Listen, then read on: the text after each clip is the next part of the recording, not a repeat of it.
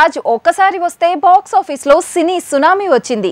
ఈసారి ఆగస్టు 15 కి అంతకు మించిన తుఫాన్ రాబోతుంది.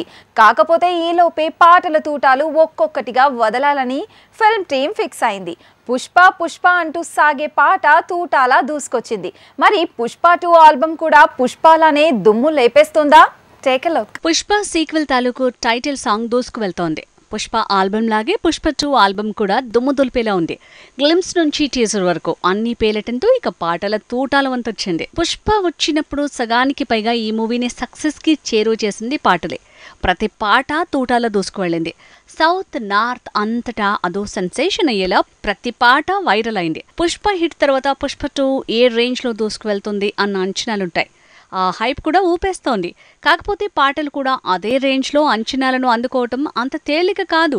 అదే పుష్ప 2 తొలి సాంగ్తో పరీక్ష మొదలైనట్టే అని అనుకోవాల్సి వస్తోంది. పుష్ప 2 ఏ రేంజ్లో దూసుకువెళ్తోంది అన్నది అందులో కంటెంట్ని బట్టి తేలిపోతుంది.